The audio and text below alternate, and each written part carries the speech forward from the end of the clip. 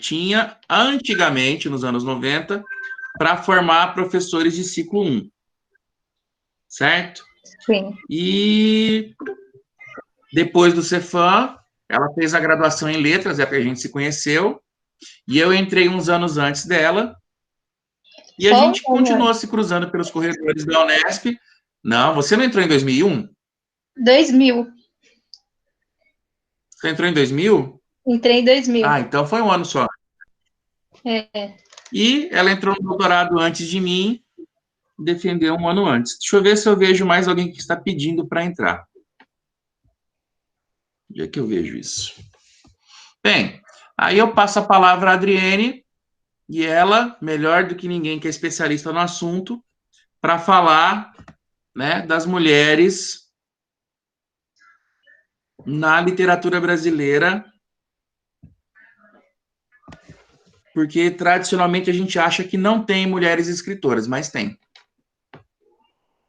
Didi, a palavra é sua. Boa noite. Boa noite a todos. Boa noite, Chico.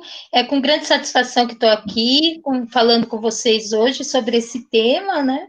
O qual foi sempre o mote da minha pesquisa acadêmica.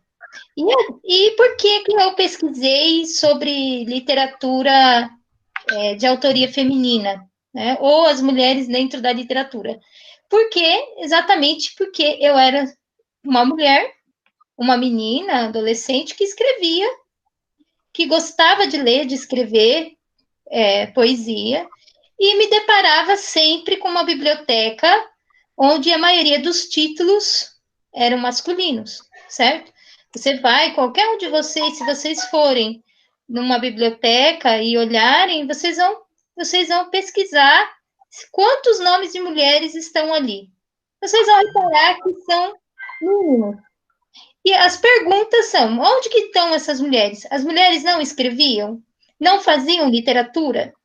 Né? Qual que é a entrada, o lugar dessa mulher dentro da história literária? Se você for ver também os manuais de literatura que nós recebemos no ensino médio, todos só falam de homens, certo? Você vai ver alguma mulher depois apenas no século XX. E aí, quando eu fui começar minha pesquisa, eu descobri que existiam muitas outras mulheres que escreveram anterior até o século XX, mas que não tinham seus nomes citados. E por que não tinham citados? A obra delas seriam tão ruins que não mereciam lugar na história, né? Infelizmente, a história literária, ela é patriarcal, como a história humana como a história da nossa civilização. Quando você vai estudar a questão de gênero, você descobre que as diferenças entre homens e mulheres foram as primeiras diferenças e as primeiras hierarquizações que houve na sociedade humana, dentro da espécie humana, certo? Isso começou com o que a gente chama de patriarcado, tá? O patriarcado é mais ou menos o quê? É a posse da mulher pelo homem através do casamento. Tá? E através do casamento, ele não se apossava apenas da mulher, ele se apossava da terra, para que determinar quem seriam os seus filhos. Porque no matriarcado, as mulheres livres, sem o casamento, não tinha como saber quem era o pai da criança. O pai era aquele que criava, não aquele que gerava.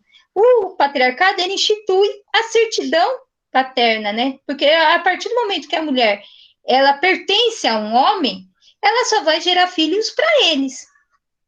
E isso alavancou o quê?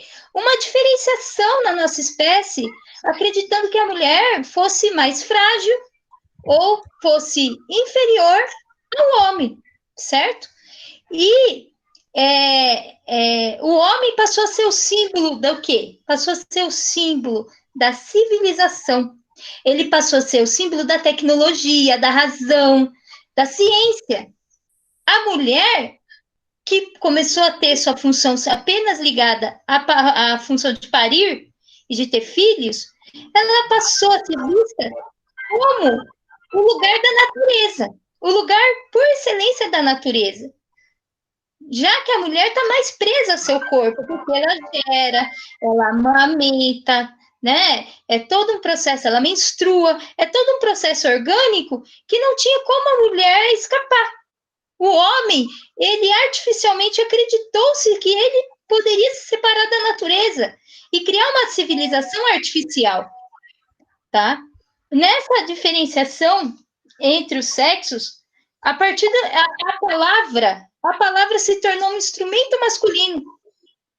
O homem não dominou a mulher através da força somente, mas principalmente através da palavra.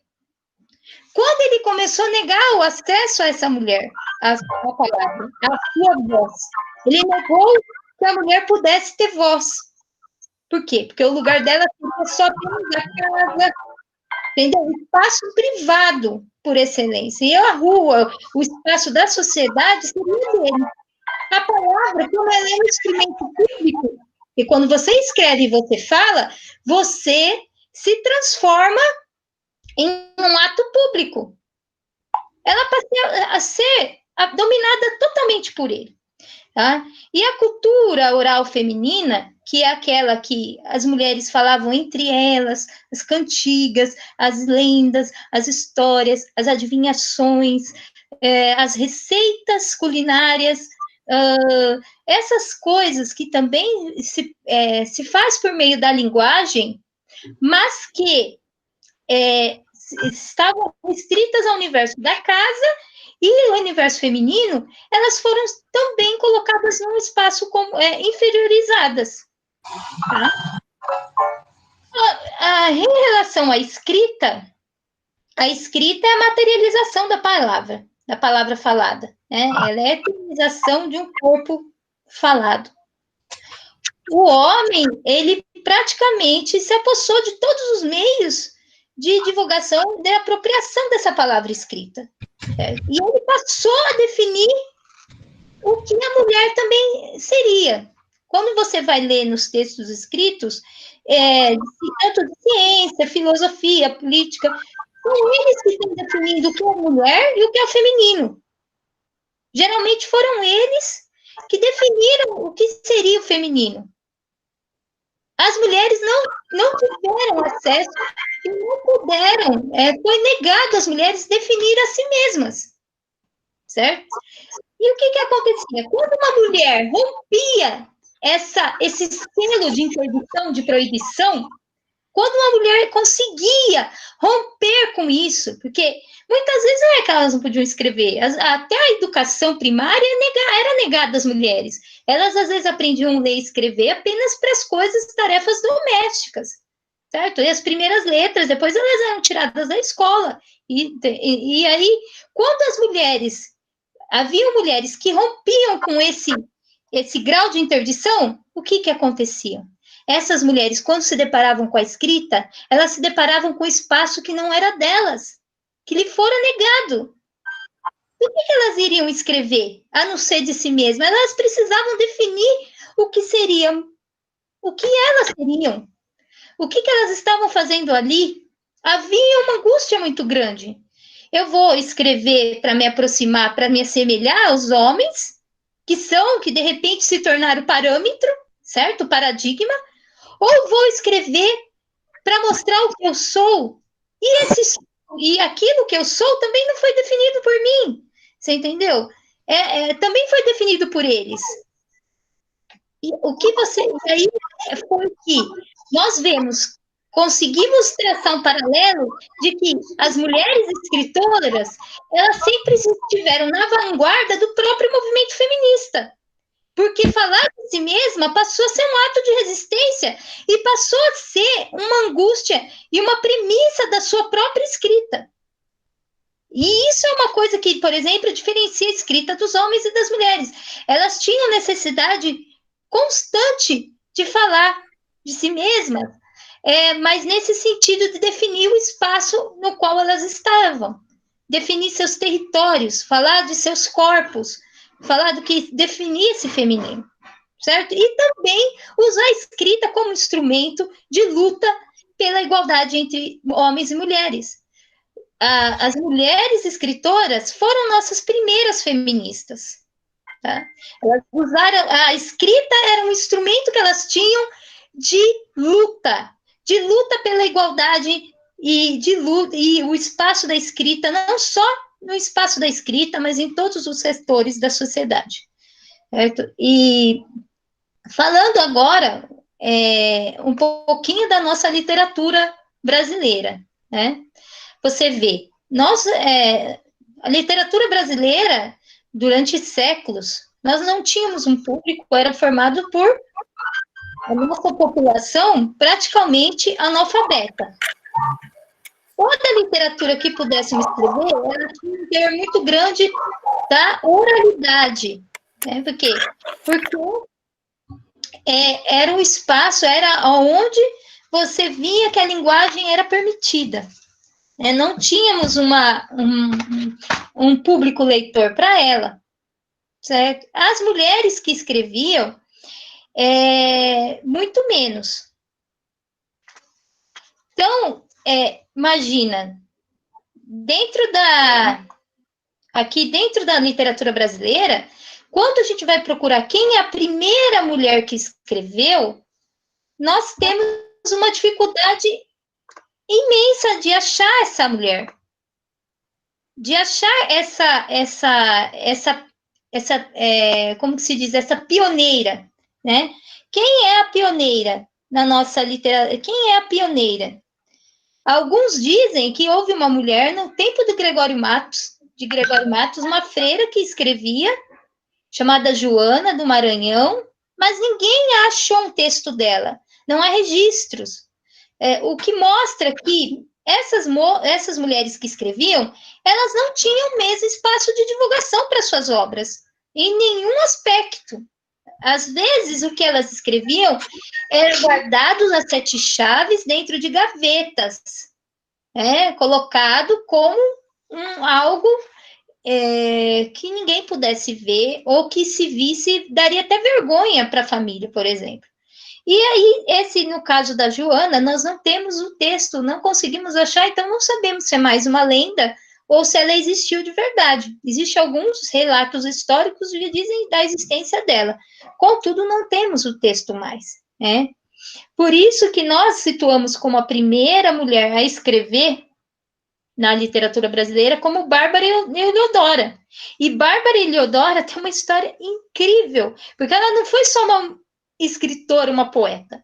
Ela foi também uma inconfidente. Ela participou do movimento da Inconfidência. Não apenas como a esposa do Alvarenga Peixoto, porque as pessoas conhecem, é engraçado que quando é mulher sempre é assim, sempre conhece a dita como a mulher do cara tal, não como por ela mesma. Não apenas como esposa, mas ela foi determinante, ela participava das reuniões, certo? Na casa em sua casa, e ela dava a sua opinião. Ela dizia o que ela pensava. O Alvarenga Peixoto, ele pensou em deletar todos os Inconfidentes. Dedar todos os Inconfidentes. E dizer falar o que eles estavam fazendo e combinando. Porque ele queria escapar da forca, ele queria escapar das penas. Ela virou para ele e falou assim: você não vai fazer isso. Antes a miséria do que a honra. Eu prefiro ficar na miséria do que perder a honra, do que fazer algo desse tipo. Você vê os valores que ela tinha. Ela impede ele de dedar os companheiros e ele é exilado. Ele é exilado e toda a carga do que aconteceu se cai sobre ela. Por quê? Porque os esbirros, os soldados da rainha, eles invadem a casa dela, né? Eles jogam sal em todas as suas terras. Eles levam tudo que eles podem. E aí, quando eles entram na casa dela para vasculhar e levar tudo o que ela tinha ali, joias, dinheiro, o que tinha, né? Eles acham os cadernos de poesia. Olha que cena. Eles acham seus cadernos de poesia e rasgam os cadernos. A maior violência que eles fizeram contra ela. Que mostra que ali ela não podia entrar. Aquele lugar ela não podia estar. Que era na escrita. Os próprios soldados da rainha, Dona Maria, rasgam os cadernos de Bárbara Eleodora. Tem uma cena chocante. Sobrando apenas 3 ou 4 poemas. Até alguns poemas do Alvarenga Peixoto, até esses poemas que sobraram, diziam que era do Alvarenga Peixoto. Por muito tempo, a crítica literária brasileira dizia que esses poemas eram do Alvarenga Peixoto. E aí, depois, um outro crítico, nos anos 50, fazendo um outro trabalho de vasculhamento de arquivos, de manuscritos e tudo, ele fala, não, esses poemas não podem ter sido escritos pelo Alvarenga, esses poemas, com certeza, de Bárbara Eleodora. Você vê que, até mesmo quando a mulher escreve, quando sobra alguma coisa da tua produção, o nome do homem vem primeiro, né? Ele se apropria daquilo, como se apropriou do seu corpo, ele se apropria dos seus escritos. E assim vai. Ela, depois disso, ela tem uma vida...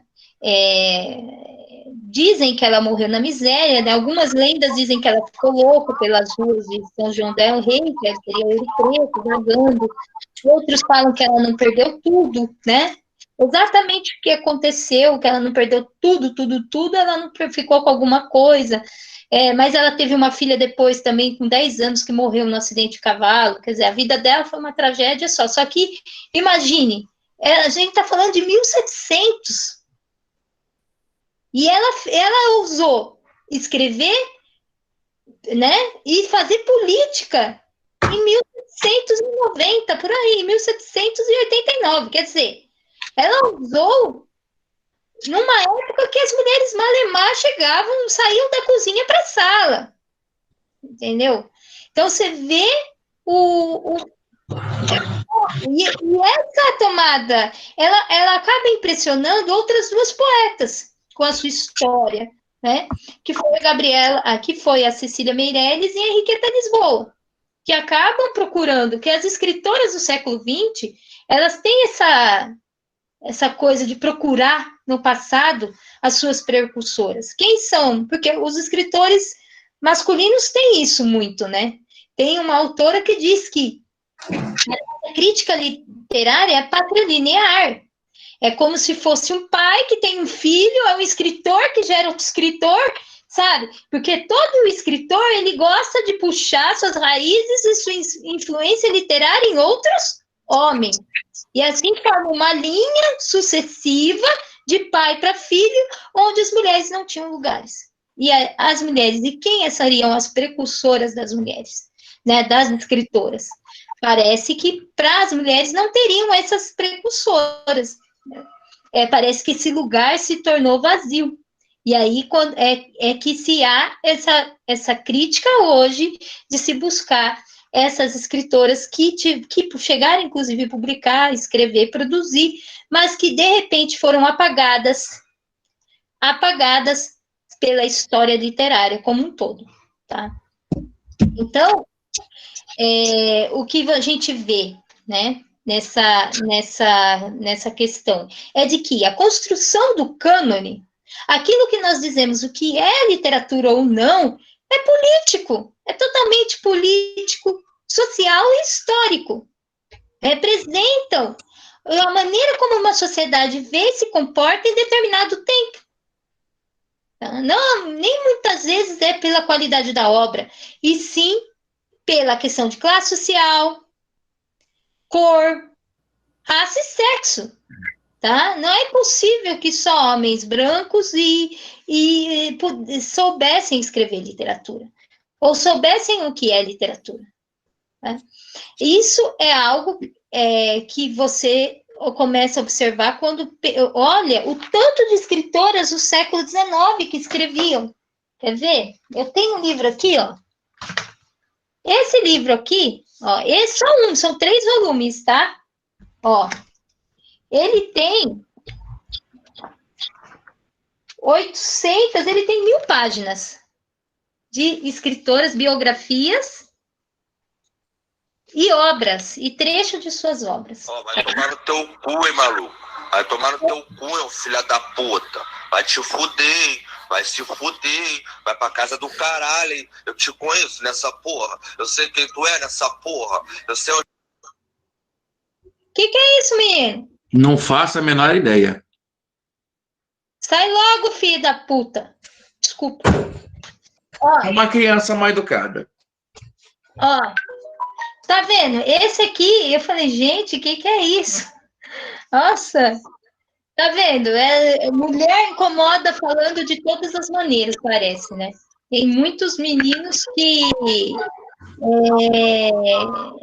eles já interiorizam o machismo de uma certa maneira, eles têm um machismo já interiorizado dentro deles, na criação deles. Você entendeu? E eles não suportam, tem por isso que muitos meninos não respeitam suas professoras, tá? Porque ela está no lugar de autoridade.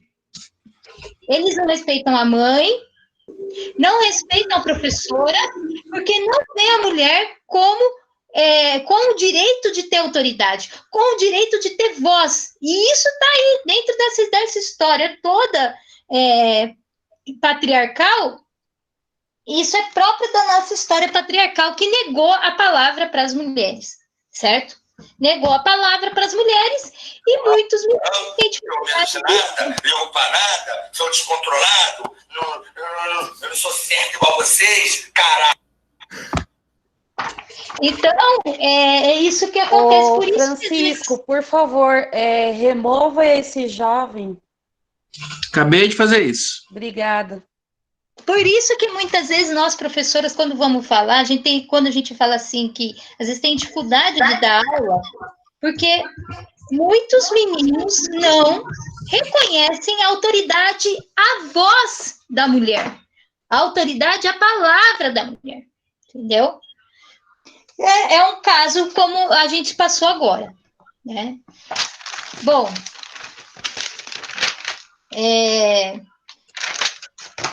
como a cultura masculina monopolizou a palavra, monopolizou a fala, o que sobrou para a mulher? O que as mulheres escritoras elas se depararam? Elas se depararam com o silêncio. Elas se depararam com as lacunas, com o vazio, com as frestas. Elas só podiam falar escondidas, né? Às vezes nem nas salas podiam ir. Quando não tinha política, alguém falava de política, elas não podiam ir.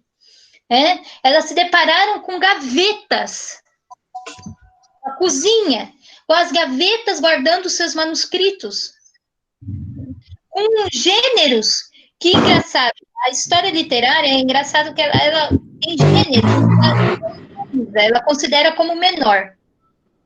E é engraçado ver que esses gêneros que ela considera como menor são gêneros que as mulheres gostavam de escrever.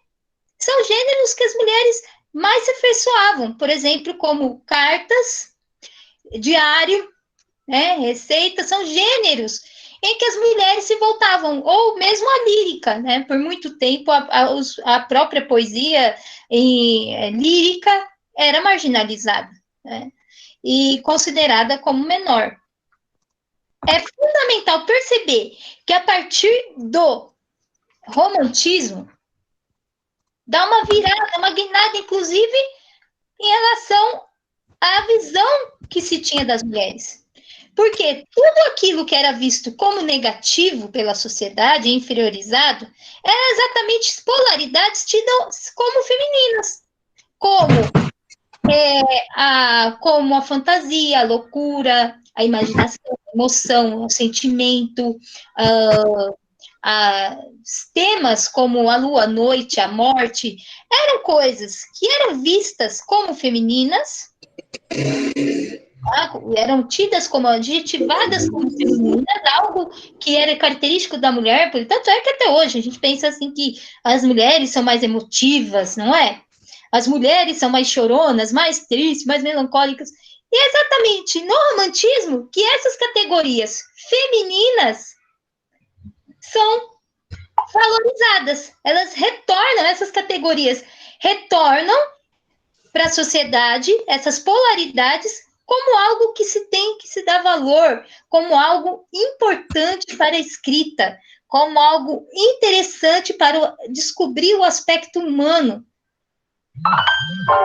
Mostraria um ser humano que a gente não queria enxergar, né? Que é um ser humano total, um ser humano que não seria só razão, que não seria artificial, que não seria só tecnologia, que não seria só luz, mas que principalmente seria subjetividade. E é exatamente no século XIX, junto com o romantismo, que o movimento feminista ganha mais força. É interessante perceber que o movimento feminista vem depois da Revolução Francesa exatamente com o romantismo, que valoriza essas categorias que eram tidas como femininas. Tá? Não que elas fossem apenas femininas, não. Ao contrário, né?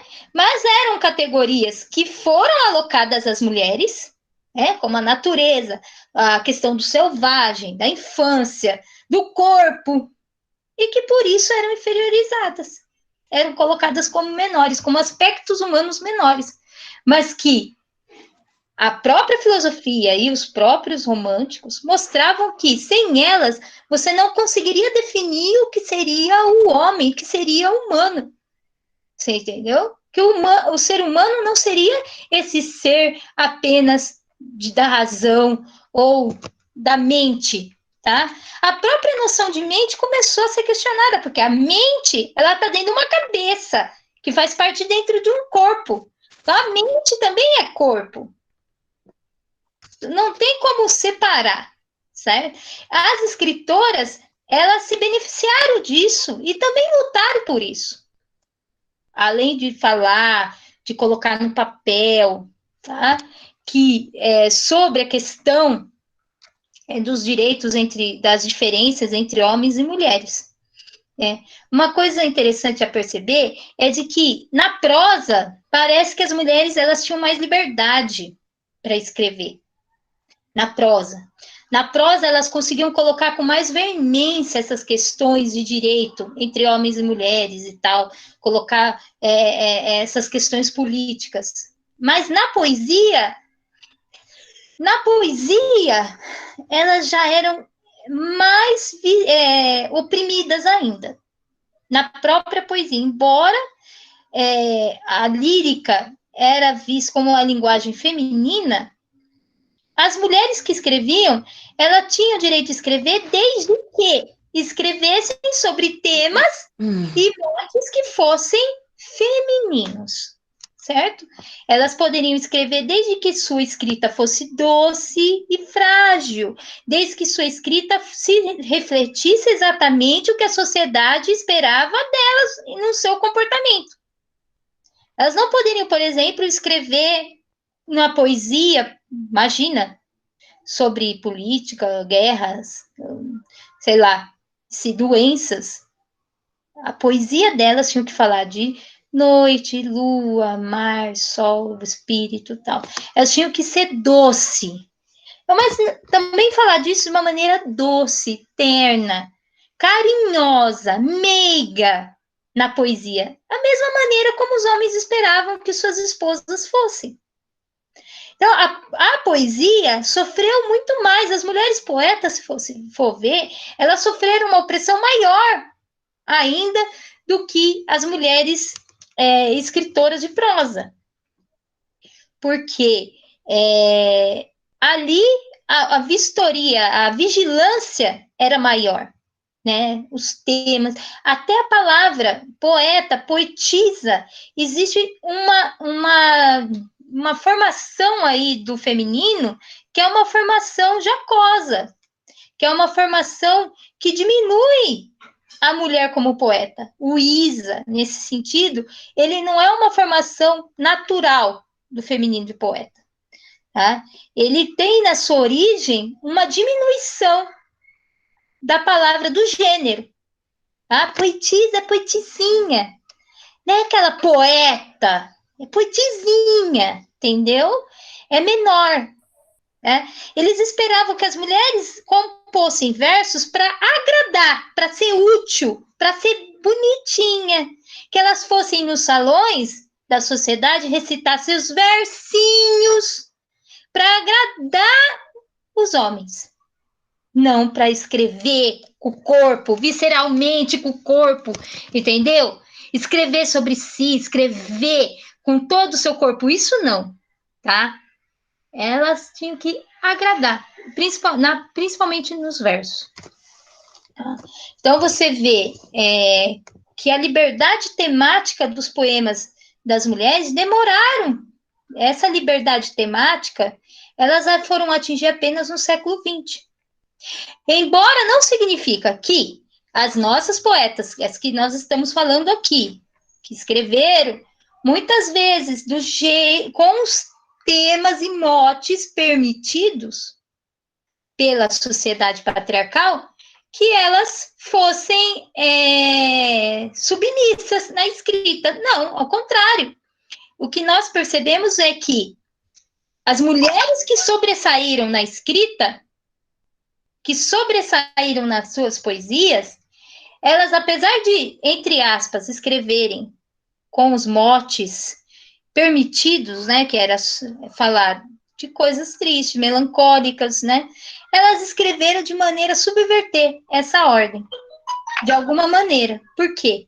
Porque elas mostram, nesses poemas, de alguma maneira, o seu corpo, a sua voz, tá? O seu lugar, e mostram que essa melancolia que é a elas permitida, não é a melancolia de você abandonar tudo, mas a melancolia de olhar e de mostrar que elas estavam no lugar em que não era permitido a elas. Era uma tristeza revolucionária, vamos dizer assim. Era uma melancolia de resistência, tá? Por quê? Porque eu estava no silêncio. Imagine, como poeta, para mim só há o lugar do silêncio. Só há o lugar do esquecimento. Eu vou trazer esse esquecimento, eu vou trazer esse silêncio para dentro da poesia. Vou trazer essa lacuna, esse vazio. Imagina, então, como esse poema irá se compor. Tá? Vamos voltar nas poetas para eu falar mais um pouquinho delas. Você pode pôr para mim, Chico? Chico? Chico? Cadê? Cadê o...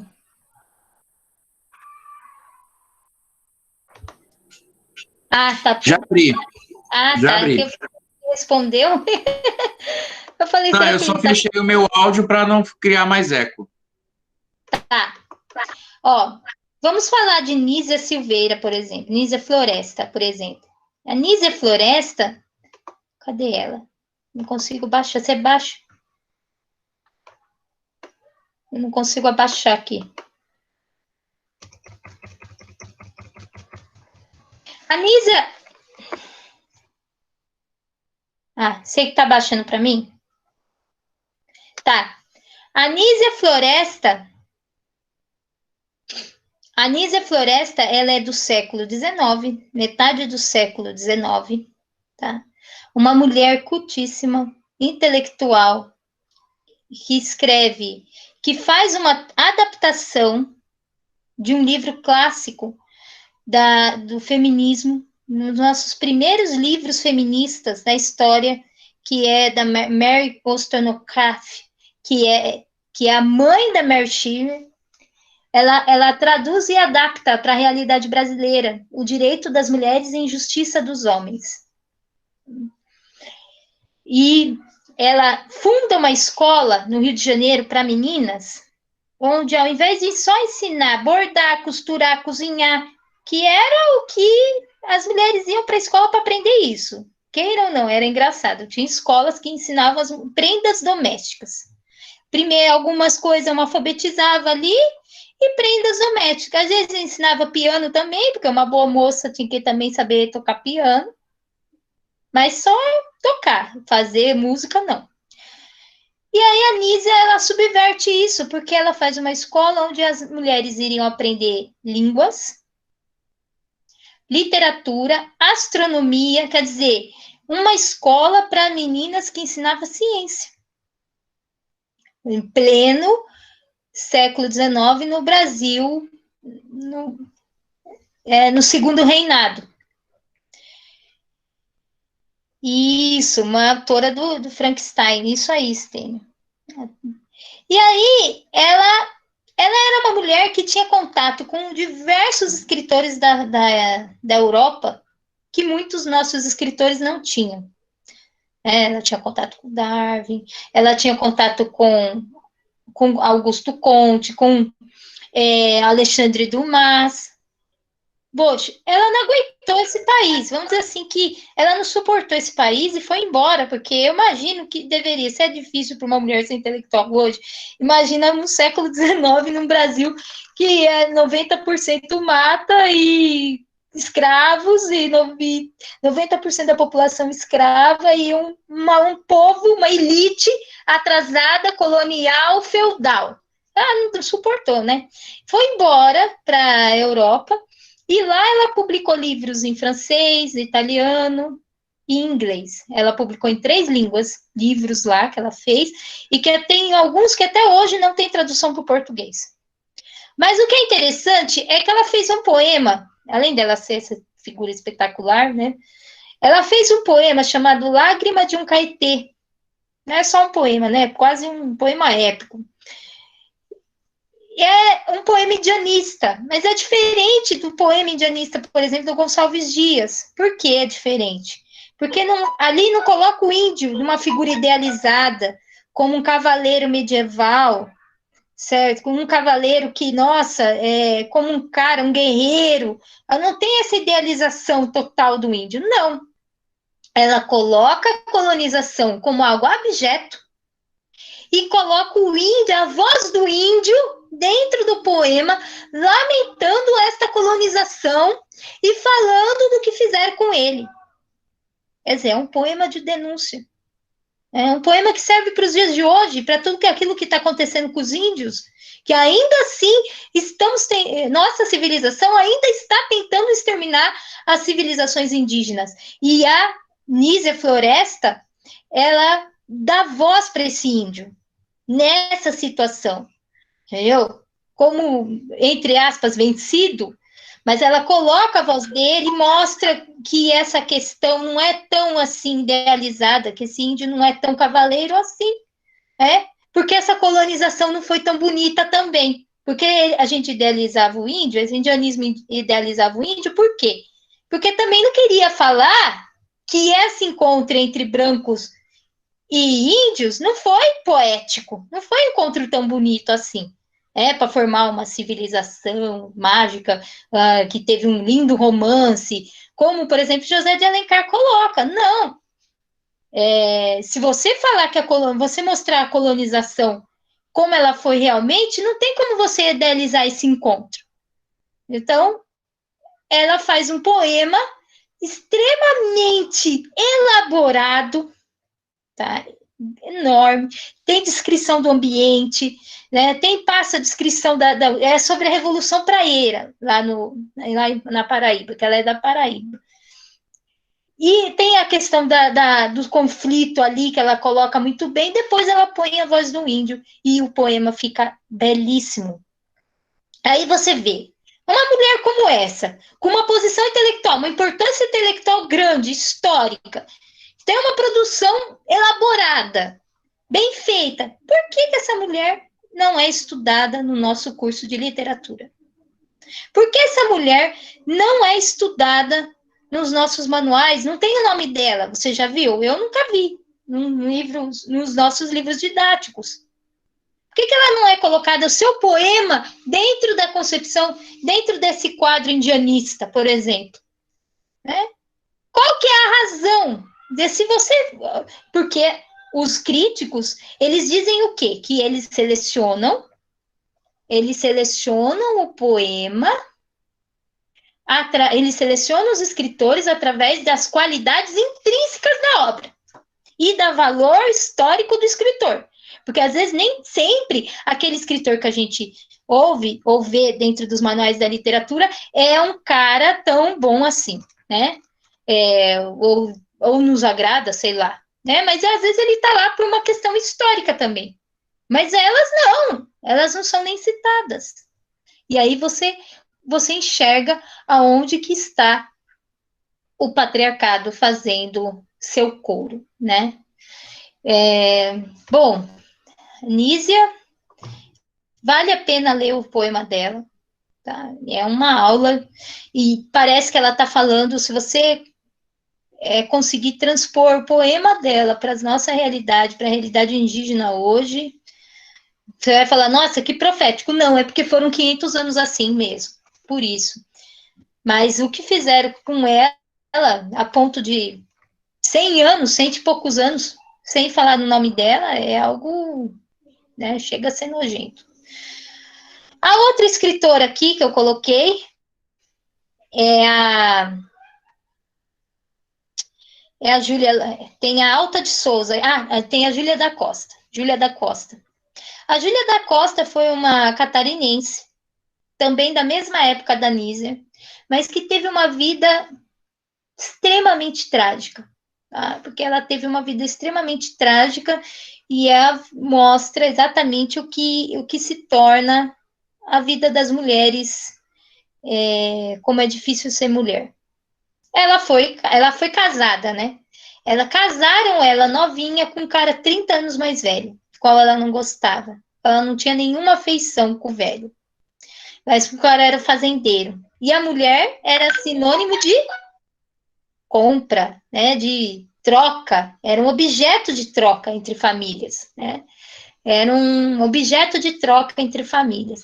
Ela foi, né, obrigada a casar com esse velho. Só que ela era apaixonada por um outro moço. Ela era apaixonada por um carinha e eles respondiam escondido. Ela achava que esse cara um dia ia vir buscá-la e ia tirar ela daquela casa, que ela se sentia numa cadeia, numa prisão. Imagina, você casar com um cara, mas além de 30 anos mais velho, que você não tem afeição nenhuma. É um estupro, não é? É uma violência. E aí ela sonhava, ela achava que um dia esse cara, esse seu cavaleiro dos sonhos, do Contos e Fadas, ia vir buscar e resgatá-la. Além de poeta, ela também era pianista, exímia pianista, e era artista plástica. Ela tinha um cômodo que ela fazia suas esculturas e suas pinturas, seus painéis, sua arte toda, né? O que aconteceu foi que esse cara não veio buscar, nem quando o velho morreu. Ela enlouqueceu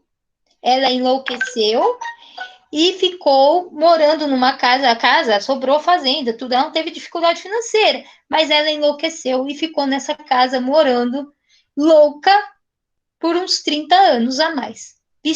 Sempre se vestia de noiva para tocar o seu piano. Quando ela percebeu que o carinha não ia vir buscá-la, ela destruiu todo o cômodo de arte dela. Então, a gente não tem nenhum resquício de obras artísticas, de artes plásticas dela. Tudo isso ela destruiu, né, num acesso de loucura. Mas seus poemas são incríveis, né? Abaixa o poema para mim ler com eles. O poema, você pode perceber toda uma influência da segunda geração do romantismo. Ó, A Noite. Aí você vê a qualidade da poesia dela, né? Não tem muita... O Álvares Azevedo, pode, ela não. A Noite. O luar manso e triste, além prateia, do céu a imensidão, e do mar os arcanjos luminosos. De volúpia estremecem jubilosos a voz da criação.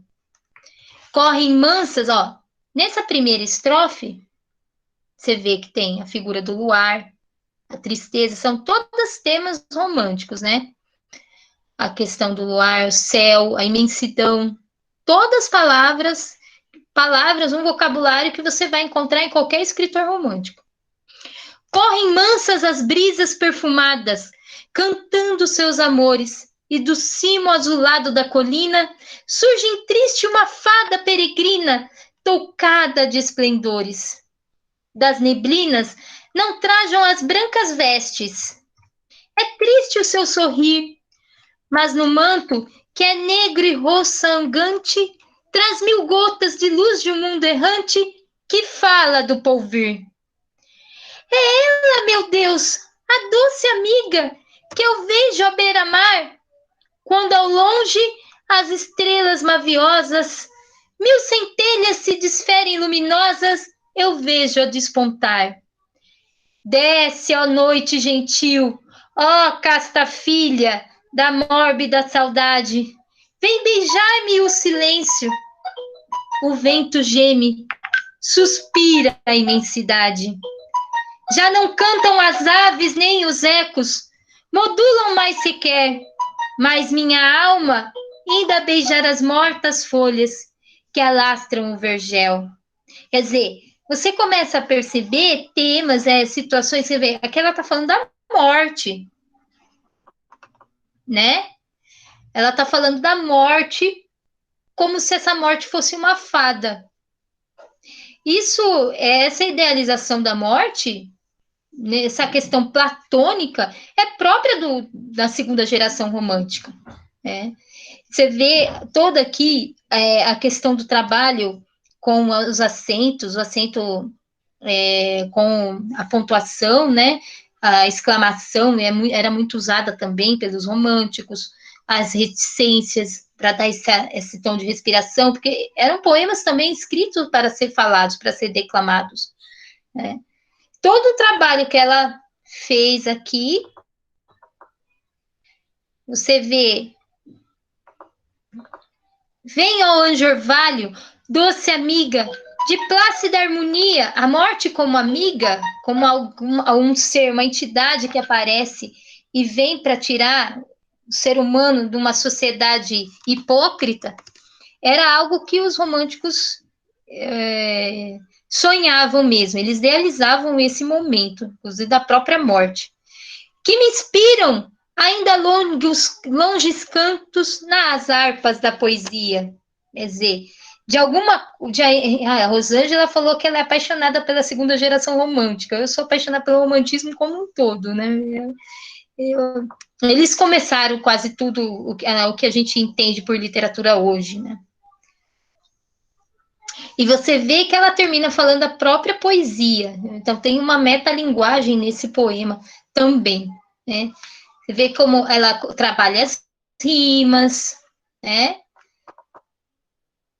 Ela é uma autora, assim, que fala, nossa, é daquelas que você lê e fala, nossa, ela é excelente. Nossa, como ela é boa poeta. E aí fala, nossa, por que essa mulher, né? Quer dizer, coitada, ela já teve uma vida trágica e na morte a mesma coisa, ela não foi valorizada, ninguém fala dela, até hoje é uma autora que precisa ser redescoberta. Ela é de Santa Catarina, do mesmo estado que o Cruz de Souza. Depois dela, eu coloquei o Alta de Souza, né? Ó, o Leandro tá falando que a autora dele, Bevarilha Emily Bronte. A Alta de Souza, ela é mais interessante ainda, né? Pelo fato dela ser negra, quando a gente está falando muitas vezes dessas histórias, a gente está falando da mulher branca. Tá? A mulher negra, ela tinha uma opressão maior ainda, que era a opressão de raça. Né? Se a mulher branca não podia ler e escrever, imagina a mulher negra. Né? Imagina ainda conseguir publicar próximo ou perto do fim da escravidão. Ou como a Maria Firmina dos Reis, que publicou na época da escravidão. Entendeu? Sendo mulher negra. É um ato de resistência enorme. Muito grande. A Alta de Souza, como todo escritor romântico, apesar de que a Alta de Souza, ela não é mais... Ela tem influências no romantismo, claro, mas você vê nela também traços do parnasianismo, porque ali já está na época do parnasianismo, tá? E do simbolismo. Quando ela lançou seus livros, ela foi agraciada, ela foi reverenciada por Machado de Assis. Vários escritores da época a colocaram num alto patamar. Então, ela foi reconhecida em vida. Tá? Sua obra, seu livro, o único que ela publicou em vida, chama Horto. Esse livro, Horto, ele foi reverenciado por vários escritores, colocado como uma grande obra, tá? Só que ela também morreu cedo, ela estudou, ela teve acesso aos estudos, porém ela morreu com 25 anos de tuberculose, como era comum de muitos poetas morrerem. Mas, porém, apesar de ela ter tido esse reconhecimento de seus pares em vida, o que aconteceu com o nome dela? Ela sofreu o mesmo apagamento. Quer dizer, não basta proibir a mulher de escrever e de falar. Ela também proíbe o nome dela de permanecer. Ela foi apagada. Alguém conhecia Alta de Souza? Eu fui conhecer apenas depois das minhas pesquisas. Talvez se eu não tivesse feito a pesquisa, também não conheceria, mesmo tendo feito mestrado e doutorado em letras. Tá? Muita gente não conhece. Então, você vê o poema dela, que Horto, que é esse... Horto, o que é um horto? Horto é um lugar onde você tem um jardim, tá? Ele é tipo um jardim, porém, ele é mais selvagem. Ele tem... o horto também compõe, às vezes, plantas raras, tá? Ou compõe também horta. Tá? O horto, ele é mais híbrido. Ele é um jardim com horta, vamos dizer assim. Ou mesmo uma vegetação, ele guarda também uma vegetação mais selvagem, né? Sem a mão do homem ali. Horto. Ora de joelhos, Senhor, na terra. Então, o horto é esse lugarzinho escondido aí, onde a natureza teria um espaço só dela, vamos dizer assim. O homem teria pouca manifestação, pouca manipulação dos objetos. Ora de joelhos, Senhor, na terra, purificada pelo teu pranto. Minha alma, triste que adora a terra, beija os teus passos, Cordeiro Santo. Olha que bonita esse imagem, né? Ela está no horto, e ali está um lugar onde ela encontra com Deus. Eu tenho medo de tanto horror. Reza comigo, doce Senhor. Que noite negra, cheia de sombras. Não foi a noite que aqui passaste?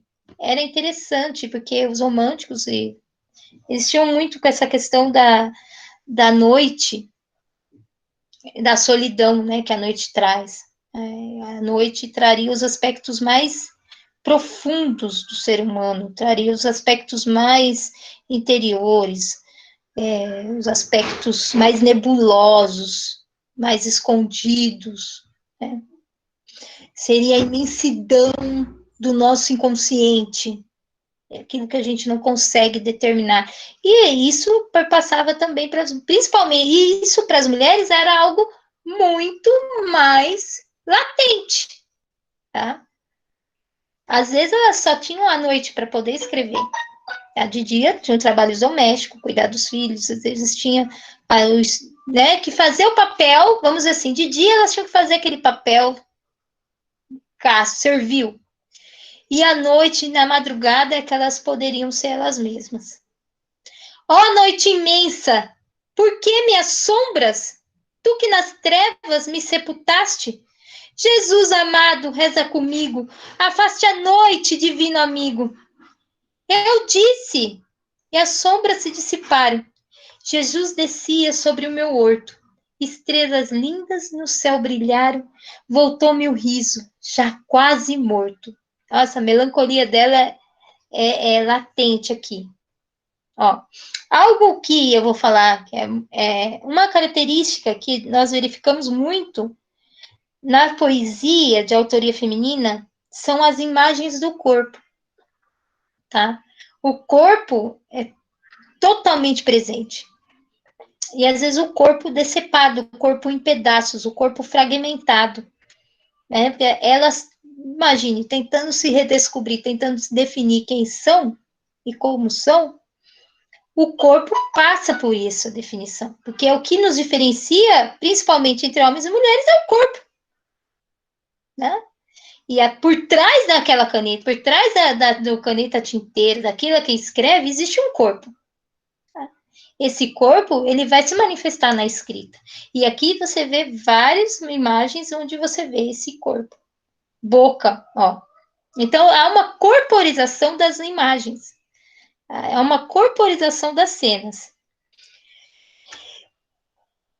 E a sua boca falou tão doce, como se a corda de uma harpa fosse. Filha, adorava que teu gemido ergueste na asa de uma oração, na treva escura, sempre envolvido, porque soluça teu coração? Levanta os olhos, o olho, ó. Levanta os olhos para o meu rosto, que à vista dele foge o desgosto. Não tenhas medos do sofrimento, ele é a escada do paraíso. Contempla os astros do firmamento, doces reflexos do meu sorriso. Ó, sorriso. Ó, quantos corpos, imagens de corpo você vê aqui? Rosto, olhos, mãos. Isso é frequente na poesia de autoria feminina. É algo que vai diferenciar bem a escrita poética de homens e mulheres. Não, os homens também colocam, mas as mulheres, elas exageram nessa carga corporal. Não pense em dores, nem canta mágoas, a garça nívea fitando as águas, sigo-te os passos por toda parte, vivo contigo como irmão. Acaso posso desamparar-te? Quando me trazes no coração, nas oliveiras no mesmo horto, enquanto orares, terá conforto. Jesus aqui ganha um corpo, né? Jesus também é corporizado, ele aparece no jardim, ele vem, ele está ali, ele manifestado naquele lugar, nas oliveiras, no mesmo horto. Enquanto orares, ó, nas oliveiras do mesmo horto, enquanto orares, terá conforto. Quer dizer, o horto aqui é um altar. Ele é o próprio altar. Olha as estrelas no céu escuro, parece sonhos amortalhados. Assim a treva do mundo impuro, brilham as almas dos isolados. Mesmo das noites a mais sombria, sempre conduz a luz do dia. Ergui os olhos para o céu lindo, vi-o boiando no mar de luz. Então minha alma, num gozo infindo, chorando e rindo, olha quantas ações do próprio corpo nesse poema, disse a Jesus: guia o meu passo nos bons caminhos, na longa estrada cheia de espinhos. Dá-me nas noites negras de dores uma cruz santa para adorar, e em dias claros, cheio de flores, uma criança para beijar. Junto os meus sonhos no azul disperso, desce os teus olhos sobre os meus versos. Cadê o... E vós, amigos tão carinhosos, irmãos queridos que me adorais, e no espinho tão dolorosos, de minha estrada também pisais. Vela comigo, longe de luz, que já levantam a minha cruz. Quer dizer, nós temos aqui a voz da pessoa que ora e a voz de Jesus, né? Mas é um Jesus humano, é um Jesus corporizado, é um Jesus que se manifesta na natureza. Né? Essa associação entre mulher e natureza vai ser também presente na poesia. Né? As mulheres corporizam-se no poema e corporizam seus corpos também na natureza. Até por uma questão de proximidade, né? de vivência mesmo. Já que as mulheres foram relegadas a serem naturezas, né? Não há nada mais justo que também isso se manifestar de alguma forma no poema. Né? Ó, não adormeçam, meu bem armados, já vejo os cravos ensanguentados, longe, bem longe naqueles montes. Não brilha um astro da luz divina? É o diadema da minha fronte, é a esperança que me ilumina. A cruz bendita que aterra o vício, fogueira ardente do sacrifício. Adeus da vida, sagrados laços, adeus, ó lírios do meu sacrário. A cruz nos montes mostra-me os braços, eu vou subindo para o Calvário. Quer dizer, ela troca de lugar com Jesus, ela mesma vai ter o Calvário dela. Fico no vale, pobre irmãos, da vovozinha beijando as mãos, E se ela inquieta com a voz tremente, ouvindo as aves pela manhã, interrogam-vos ansiosamente, quieto sorriso de vossa irmã. Dizeis alegre, foi passear, foi colher flores para o altar. E quando a tarde vier deixando nos lábios todos saudosos ais, e a pobre santa falando, chorando, a minha neta não volta mais? Dizeis sem prantos, a tarde é linda, anda nos campos brincando ainda, livra sua alma do frio açoite, das ventanias que traz o inverno. Cerrai-lhe os olhos na grande noite, na noite imensa do sono eterno. Anjo da guarda do rosto ameno, mostre-me o trilho do Nazareno. E adeus aos lírios no meu sacrário, que eu vou subindo para o Calvário. Quer dizer, ela troca de lugar com Jesus, ela tem o Calvário, passa o Calvário dela. Você vê o campus. Olha como a natureza aqui é importante para a cena, não é só importante, não é só compõe um cenário aqui, a natureza não está só compondo um cenário, a natureza é o próprio Calvário dela, né? É o altar, é o Calvário, a igreja, é a oração, né? Essa associação entre mulher e natureza também é algo que você vai ver muito, e isso vai ser bem explorado até como uma forma de diferenciação com os homens também, né? Principalmente no século XX, as poetas vão utilizar o seu corpo mesmo dentro da poesia para mostrar que elas escrevem também de um modo diferente.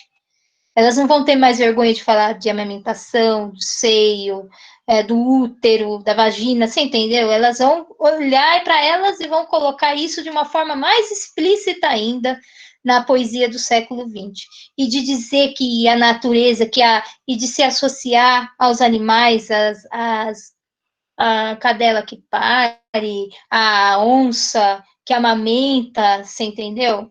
E todos esses aspectos, ou a montanha, ou todas essas associações, como o rio, como, por exemplo, vai ser associado ao leite materno, entende? Isso vai ser uma constante depois na poesia de autoria feminina do século XX, tá? E essa mudança, porque elas vão parar de ter vergonha também de dizer dos seus desejos, tá? A escrita é desejo, é manifestação do desejo. Imagina, se a mulher não podia nem falar, imagina se ela podia ter desejo, né? Se ela não podia se expressar, muito menos ter desejo era algo proibido. Então, para a escrita se realizar, você vê que aqui ela fala de gozo, né? Já tem palavras aqui que as mulheres, por exemplo, não poderiam escrever, né? São palavras que a mulher não poderia dizer, quanto mais colocar no papel. Gozo, por exemplo. E no século XX, isso vai ser revertido de uma maneira, aquilo que não poderia ser é o que vai ser, entendeu? Vai se tornar algo que elas vão fazer disso, não é que vai fazer disso uma bandeira, mas elas não vão ter mais vergonha, entendeu? De expressar esse desejo no papel. Por isso, por exemplo, como a gente tem uma pioneira nesse caso, que é a Gilca Machado. Põe a Gilca para mim. A Gilca Machado, cadê ela aqui? Aí, olha, já começa com a foto dela, né? Diferente das outras, que as outras têm a carinha sofrida, né? A Gilca, apesar que a vida da Gilca também é outra tragédia, você vai ler a biografia delas, você vai ver como é difícil ser mulher. Porque a vida delas é só tragédia, meu Deus do céu, né? Mistura-se a vida também com a obra. A Gilca, essa mulher linda aqui, um batom vermelho, imagine, fulgurante, né? Ela é uma poeta, a gente coloca ela como no simbolismo brasileiro, já no começo do século XX, 1905 a 1915, mais ou menos. Ela escreveu até 1930. Ela teve as duas coisas. Ela foi, ao mesmo tempo que ela chegou a ser colocada como a maior poetisa do Brasil, tá? Isso foi escrito inclusive em revistas, críticos, né, de literatura colocaram ela assim. Ao mesmo tempo, a sua obra foi taxada de imoral e seus filhos perseguidos na escola à torta e à direita. Por quê? Porque ela escrevia, ela foi uma das pioneiras numa escrita erótica. Tá? Não é que é um erotismo, não era um erotismo mais velado, era um erotismo mais aberto, onde ela coloca o homem como objeto do desejo, que geralmente a mulher era colocada como esse objeto de desejo, a mulher era vista como uma musa inspiradora, né, geralmente sem corpo, pálida, morta, né? Poucos tiveram coragem de pôr um corpo feminino também como objeto desse desejo. Realmente era uma mulher de que só tinha cabeça para cima, né? Não tinha o corpo, ela tinha só a cabeça para cima, para os românticos, principalmente da segunda geração. A Gilca, ela expressa nos seus poemas, além dela ser amplamente a favor do verso livre, de rompe assim com a métrica, faz uns poemas belíssimos em versos livres, tá? Ela explicita esse corpo e esse desejo, principalmente ao objeto masculino. Por isso, ela foi tida como imoral, vagabunda, puta.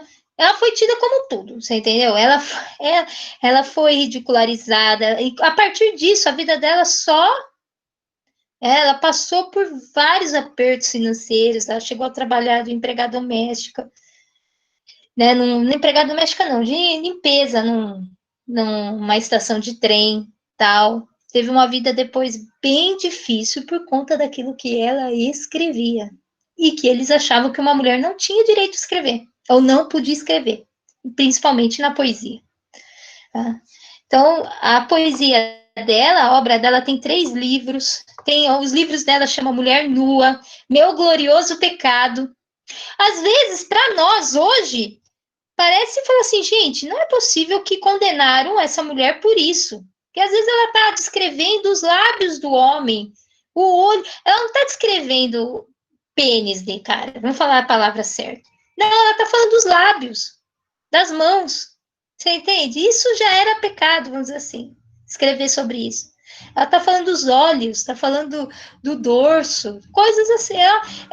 Realmente, assim, não é algo, ou para a nossa realidade hoje, você vai falar, mas o que tinha de mais?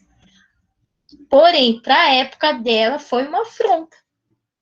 Entendeu? Foi uma afronta aos parâmetros estabelecidos. E os parâmetros estabelecidos também para a poesia.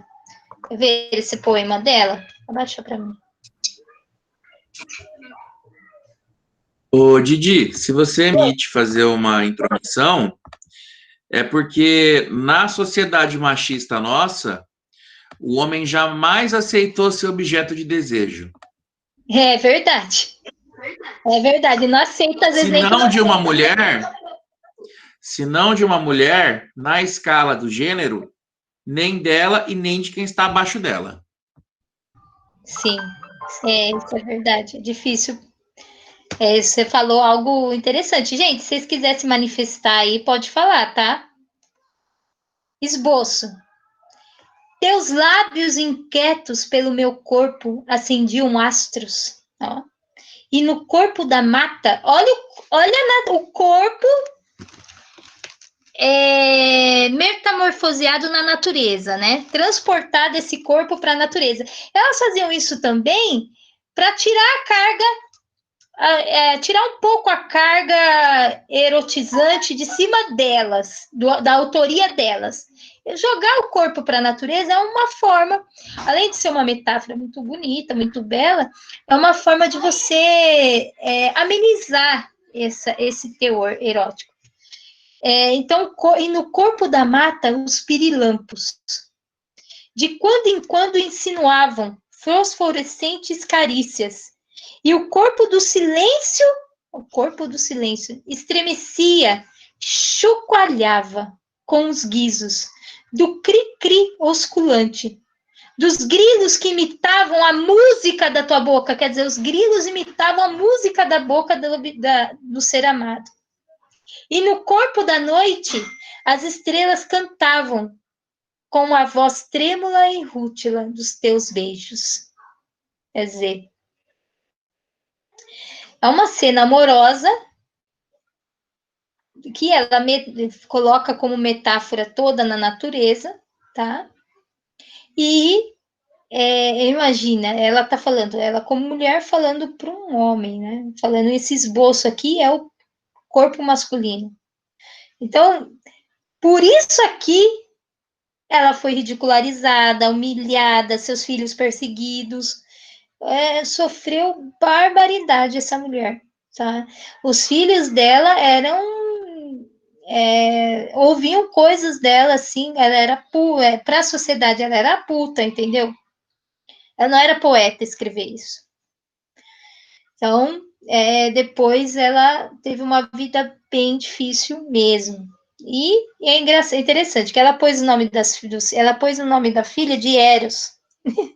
Amor, né? Pois é o nome da filha de Eros, que é o deus do amor. E a filha dela, Eros, ela foi também muito importante na história da arte brasileira, porque ela é pioneira no balé contemporâneo brasileiro. Pioneira do estilo da Isadora Duncan, que é uma bailarina também pioneiríssima no balé contemporâneo na Rússia, e ela traz o estilo da Isadora Duncan para o Brasil, a filha da Gilca Machado. Só para citar outra mulher importante que é filha da Gilca. Né? E você vê, a Gilca, a gente também não estuda a Gilca no simbolismo brasileiro. A gente não vê os poemas dela, entendeu? Então, você vê, esse poema, por acaso, é feio, é ruim, é péssimo, é inferior a outros? Aonde que está aqui? Alguém pode me dizer o que faz esse poema da Gilca menor para não estar em nenhum manual de literatura? Não tem aqui, entendeu? Quando a gente vai para esses argumentos, nós conseguimos perceber o quanto esses argumentos, entre aspas, tidos como literários, na verdade são argumentos políticos. Argumentos políticos. Alguém quer fazer alguma pergunta? Alguém quer falar mais alguma coisa? Didi, você vai querer ler o soneto da Bárbara Eliodora? Falta da Bárbara, né? Não, podemos ler.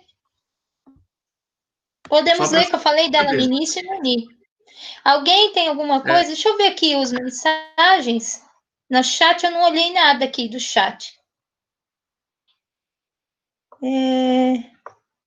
A carinha da Bárbara Eliodora com seu chapeuzinho. Linda, né? A Bárbara, ela é tida como agora a mãe das autoras. Ô, crianças, vocês podem perguntar. Alguém pode falar alguma coisa? Deixa eu ver. A Rosângela está comentando que a leitura está uma delícia. Sério, Rosângela? Obrigada, tá gostando? Tem um aqui deselegante, aqui depois que teve aquele cara chato. Mas aqueles dois lá eu não sei de onde saíram. O Caio falou que a palestra está muito boa, a Letícia falou que está maravilhoso. Esse poema a Bárbara escreveu para filha dela, né? E a filha que depois morre, né? A filha que morre com 11 anos num acidente de cavalo. Esse poema, por muito tempo, foi tido como o do Avarenga Peixoto. Para você ter uma ideia, são histórias muito semelhantes, né? Temos outro... Nas artes, isso acontecia muito. Né? Nós temos, por exemplo, o exemplo da Camille Claudel, que era uma escultora maravilhosa, mas que ela, como ela era aluna do Rodin, e o Rodin era o cara, né? O Rodin colocava o nome dele nas obras que ela fazia. Ela fazia as esculturas e o Rodin lá assinava com o nominho dele. O que aconteceu com a Camille Claudel? Além dele ele ter mantido ela como amante, ter feito ela abortar um filho, porque não queria que a sociedade soubesse, a família dele soubesse que ele tinha uma amante. Ele também se apropriava da obra dela, como a Alvarenga Peixoto fez com a Bárbara. E aí, o que aconteceu com a Camille Claudel? A Camille Claudel acabou enlouquecendo. É interessante, quando você vê a história delas, que muitas mulheres, o final foi loucura ou morte, né? Elas não tinham um final feliz, principalmente quando elas ousavam romper com os ditames dessa sociedade patriarcal. Elas ousavam escrever, ousavam pensar, ousavam atuar politicamente, atuar na sociedade, no espaço público que era determinado pelos homens. Então, elas acabavam ou vivendo ou morrendo loucas mesmo, acabavam uma loucura, ou morriam jovens, elas tinham desfechos trágicos. A Camille Claudel, por exemplo, depois passou os seus últimos 30 anos dentro de um manicômio. E ela, lá dentro do manicômio, ela tinha uma piração que ela fazia as obras dela, as esculturas, e depois ela destruía, como a Júlia da Costa fez, dizendo que o Rodin, a quadrilha do Rodin iria vir para arrancar tudo e roubar as coisas que ela tinha feito. A quadrilha do Rodin tá vindo, tá? Era o que ela dizia. Destruiu, por isso que são poucas coisas que dela sobrou também. Aqui a Bárbara escreve esse poema tristíssimo para a filha. Amada filha, é já chegado o dia em que a luz da razão, qual tocha acesa, vem conduzir a simples natureza, é hoje que teu mundo principia. A mão que te gerou, teus passos guia. Despreza as ofertas de uma vã beleza e sacrifica as honras e a riqueza às santas leis dos filhos de Maria. Estampa na tua alma a caridade, que amar a Deus, amar aos semelhantes são eternos preceitos de verdade. Tudo mais são ideias delirantes. Procura ser feliz na eternidade, que o mundo são brevíssimos instantes. Aqui ela está fazendo um soneta, faz para a filha como uma forma de ensinamento, né? Essa questão didática também era algo, ensinamento de moral, filosófico, né? Essa questão didática das mulheres era algo muito, muito presente também nas suas obras, porque também era aquilo que era permitido. A mulher também tinha essa função de cuidar, né? De ser a cuidadora. E como ela tinha essa função de cuidar, de ser a cuidadora, é claro que a sociedade esperava que também, quando ela escrevesse, ela refletisse esse cuidado com o outro, esse ensinamento, esses conselhos, né, para o outro. Mas vale a forma. A gente está dizendo, a gente está falando de um poema de uma mulher dos anos 1700, né? E que vivia no Brasil, que imagine, se já era atrasado com a Nise, imagine quanto era atrasado com na época da Bárbara, pelo amor de Deus, né? Então, e que ousou participar do movimento político e teve uma participação extremamente importante, porque se não fosse ela, o cara tinha dado o nome de todo mundo e todos teriam sido enforcados, né? E ela, pelo custo da vida dela, salvou os outros. Bom, aqui tem a figura da Júlia Lopes de Almeida, que vale a pena eu falar dela, porque a Júlia não tem poema, porque ela é uma escritora de prosa, escreveu diversos romances, é uma escritora do realismo, mas o que é interessante ver é que a Júlia, ela teve sucesso na época dela, ela chegou a viver dos livros, algo dificílimo, ainda hoje, ela vivia dos livros que ela publicava. Os livros dela vendiam, você entendeu? Ela tinha um público. Nos anos 1900, ela era tida como a segunda maior escritora do Brasil naquele momento. Elas colocavam ela apenas abaixo do Machado de Assis, tá? E o que aconteceu? A Júlia, ela teve um movimento importantíssimo na fundação da Academia Brasileira de Letras. Ela fundou a Academia Brasileira de Letras junto com o Machado de Assis. E o que aconteceu com a Júlia? Ela pôde entrar na Academia Brasileira de Letras? Não. Você entendeu? Na hora que foram selecionar os nomes para entrar, a primeira lista tinha o nome dela. Quando eles olharam novamente, falaram: a gente não pode pôr uma mulher. A gente já vai abrir a Academia Brasileira de Letras com uma mulher. Isso não pode. Eles tiraram o nome dela e, pasmem, colocaram o nome do marido, que não era escritor. O marido ganhou uma cadeira no lugar dela. Pensa no absurdo. Entendeu? E a Júlia, apesar de toda a obra vastíssima dela, né, própria do realismo, com altas reflexões, a Júlia tem reflexões abolicionistas na obra, contra o machismo, ela dá voz, todos os personagens importantes dela são mulheres, são mulheres poder, assim, ela tem uma história, por exemplo, de uma mãe solteira com uma filha que era pobre. Então, ela coloca reflexões que são atualíssimas. Situações do negro, ela era abolicionista. E o que aconteceu com a Júlia? Também foi apagada. Como que, para a mulher, o silêncio é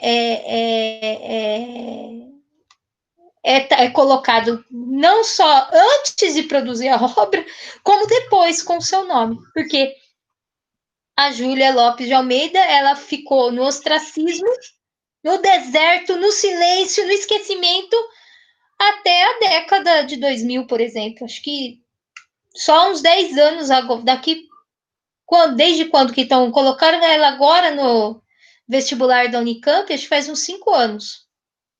Na faculdade eu não vi. Na faculdade ninguém falou dela. Na nossa época, ninguém falava de ninguém. Professores adoravam recitar o cânone machista do Bose e do Cândido. Sim, machista, misógino e racista. Misógino e racista, gente, como que uma mulher dessa não tá? Você entende? Então, é uma coisa que dá para se indignar. E você vê as reflexões que ela faz, reflexões sociais importantíssimas que ela coloca na obra dela. Mas ela tem um conto, gente, que ela fala um feminicídio. É um conto de uma metáfora. O cara, olha só como fala da questão, como que o homem entende o desejo que ele sente pela mulher como culpa da própria mulher. O conto coloca um padre, antes do cara ser padre, ele namorava essa moça. E eles eram apaixonados, ele engravida a moça. Só que aí ele vai embora Ele vai pro... com o negócio de padre, Chico, que forma padre. Ele vai pro seminário e se forma padre, e lá ele descobre que ele fazer era pecado, né? Então, ele se coloca como um pecador e ele começa a ver aquele romance que ele teve com ela como pecador, como pecado. Quando ele retorna para a vila dele, ele descobre que ela teve uma criança e que teve a criança, não deixa muito claro se ela abortou ou se a criança nasceu natimorta, sabe?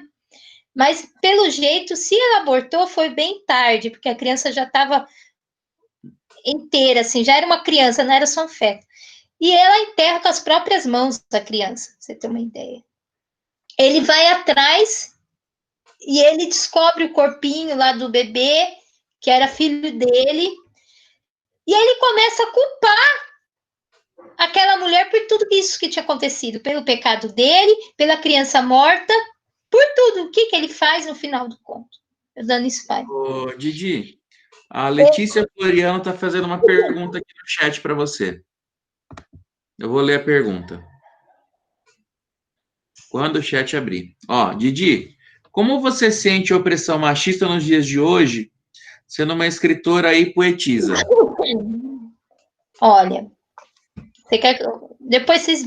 Só para terminar, leia esse conto para ver o que ele faz, mas é um feminicídio. Bom, já falei o que ele faz.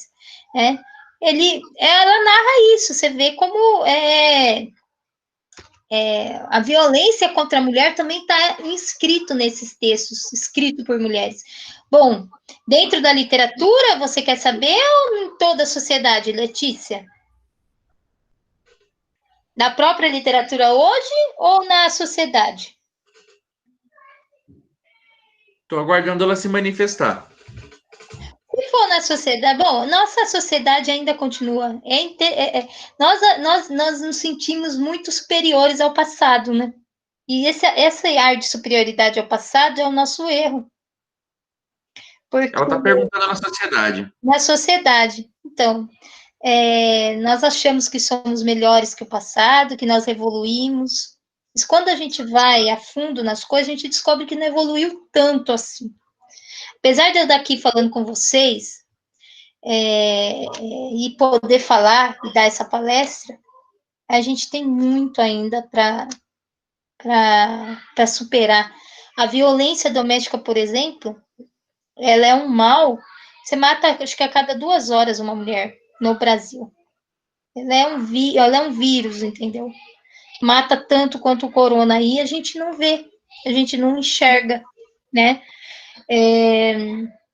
Você vê quantas mulheres. A mulher, depois que tem filho, então, parece que ela não pode mais nada. Né? A sociedade acha que ela tem que viver, tem uma visão de mulher, de mãe, você entendeu? Como se fosse, se a mulher tivesse que ser 100% doar o seu corpo, o seu tempo, a sua vida toda para o filho. Ela tivesse que se anular. A visão de maternidade que a gente tem é uma visão de anulamento total da mulher. E aí, tudo que acontece com essa criança, com esse filho, é culpa da mãe. Nós culpamos a mãe por tudo. O pai não tem responsabilidade nenhuma. Nossa sociedade ainda é uma sociedade machista totalmente. E o que é mais difícil, o que a gente tem que lutar hoje é para mudar desde cedo os meninos e mudar as meninas também. Né? Olha, você viu os meninos que na live? Você entendeu? Será que eles fariam se fosse um homem falando? Sim, Letícia, é possível dizer que na literatura também ocorre isso, porque é difícil, para mim, não é tão fácil assim achar espaço para publicar meus textos, por exemplo, como uma experiência pessoal. Eu vejo, por exemplo, aqui em Araraquara, por exemplo, os poetas homens, eles são mais chamados para falar, para mostrar suas obras, para fazer sarais, para publicar. Eles são mais reverenciados do que a gente. A gente tem que ficar constantemente, além de brigar pelo espaço, e brigar também por aquilo que a gente escreve, para mostrar a qualidade daquilo que a gente escreve. Porque tudo que a gente escreve sempre existe uma dúvida se aquilo é válido ou não. E isso é colocado o tempo todo. Tá? Eu já tive professores que olhavam e falavam, você não é poeta. O que você escreve são expressões da idade, coisas da juventude. Sabe, eu já ouvi muito machismo, já senti muito na pele, em espaços literários, conselhos de cultura, saraus, sabe? O cara só falta jogar confete no cara. Ai, olha o poeta chegando. Olha o poeta, nossa, o grande poeta. É assim que, sabe, é desse jeito. E você fica Didi, no campo. A Sandra quer te fazer uma pergunta. Sandra, pode perguntar, pode abrir o microfone. Opa, boa noite, Didi. Estou apaixonada aqui. Parabéns Obrigada, Sandra. pela palestra, por essa conversa aqui conosco nessa noite. A minha pergunta é como você lida dentro desse sistema patriarcal com esse silenciamento realizado pelos machos todos os dias. Haja vista que quando, por exemplo, a gente fala sobre o que é o feminino ou a feminilidade, ou sobre qualquer outro assunto que a gente é especialista, e que eles sabem que a gente é especialista naquele assunto, é pesquisadora, a gente é ou silenciada, ou corrigida, ou interrompida. Como que nós, mulheres, podemos ocupar de forma mais adequada o nosso lugar de fala? E a outra pergunta é: há uma outra opção para além do feminismo radical? Você acha que o feminismo radical ele é necessário quando a gente pensa no feminismo que vai à raiz dos problemas, das questões todas? Então, peraí que eu vou só dar uma arrumadinha aqui no computador, que a bateria tá acabando. Deixa eu só dar uma olhadinha aqui. Acho que Peraí. Não sei por que tá acabando se eu tô ele na tomada, né? Ai, então, essas duas perguntas foi extremamente importante. Achei... Bom, eu vou falar de mim. Eu eu aprendi a não me deixar intimidar por homem nenhum, certo? Acho que as mulheres têm que aprender a isso. Elas não podem aceitar, ainda nos dias de hoje, ser silenciadas, interrompidas ou colocadas como inferiores naquilo que elas falam, naquilo que escrevem, naquilo que elas pensam. Elas, mesmo nos relacionamentos afetivos, elas têm que aprender a se impor, tá? E não tem medo de macho nenhum, tem medo de homem nenhum. Se colocar sempre, não deixar se calar. Isso é muito importante. Não se deixar calar, tá? Não deixar, como a Marielle fez aquela vez. Que ela fala da Marielle, quando ela fala, aqui é a voz de uma mulher eleita, você vai ter que me ouvir. É isso que nós temos que fazer, as meninas têm que aprender. A gente vê muitas alunas da gente, dentro da sala de aula, quando elas começam a namorar, se colocando um papel submisso, né? Tudo aquilo que o menino fala, diz, é o desejo dele que manda. Nada do que ela pensa tem valor. E elas passam a acreditar que aquilo que elas pensam, que aquilo que elas sentem não tem valor mesmo. E a outra pergunta que você fez é sobre... O que você disse? A primeira foi sobre... O silenciamento, né? Sobre essa correção que a gente Sim, a gente não pode deixar se intimidar. A gente não pode deixar se intimidar e a gente tem que se colocar sempre. Sempre que a gente vê a necessidade de se deixa eu arrumar aqui, de se colocar, a gente tem que usar a palavra, tem sim que se colocar e muitas vezes, se não tem outro jeito, sabe? Se impor, tem que se impor. Tem que se impor, porque... Mas às vezes também é bem difícil. Às vezes a gente não percebe que a gente está dentro de um sistema que nos fez de uma certa maneira para ser assim. Então, às vezes é difícil para nós percebermos que o cara está sendo irônico, o cara está ridicularizando o que a gente está falando, sabe? Às vezes vai cair a ficha depois. Mas talvez não deixar sem resposta, você entendeu? Não deixar sem resposta essas coisas. Porque isso fica como exemplo para as outras meninas. Tá? Agora, essa questão do feminismo radical, eu não sou a favor de um feminismo radical no sentido de separação entre homens e mulheres, nada disso, certo? Eu penso até que mesmo porque já é separado, né? Mas eu acho que tem que ser diferente. Eu acho que os homens, eles têm que ser reeducados, porque eles também perdem. Quando a gente vai estudar a questão do feminino, os homens também são capados, vamos dizer assim. São capados na questão sentimental, eles não podem chorar, eles são... eles perdem aspectos da sua... Eles não podem ter sensibilidade nenhuma. Não pode ter sensibilidade nenhuma. Então, eles também sofrem. Eles não podem ser um bom pai. Eles não podem ser um bom... Eles também perdem com o machismo, com o patriarcado. Eles perdem essa ligação com o corpo, essa questão, esse tato com o corpo, porque eles também são animais. Nós somos animais. Essa ligação com a natureza é própria da raça humana. A raça humana, se não descobrir agora com esse vírus que ela é produto da natureza, que ela depende da natureza e não a natureza depende da gente, a gente tá ferrado, a gente vai caminhar para a extinção. Então, eu acredito muito, eu sou mais voltada assim para o ecofeminismo, sabe? Eu acredito que essa reeducação tem que ser também dos homens. Os homens também têm que aprender a ser, vamos dizer assim, feministas, tem que também descobrir o seu lado feminino. Como nós mulheres saímos da casa e fomos para a rua, quer dizer, a casa aqui significa o espaço privado e a rua significa o espaço público. Os homens também têm que descobrir, têm que fazer esse outro lado, e eles não fizeram, entendeu?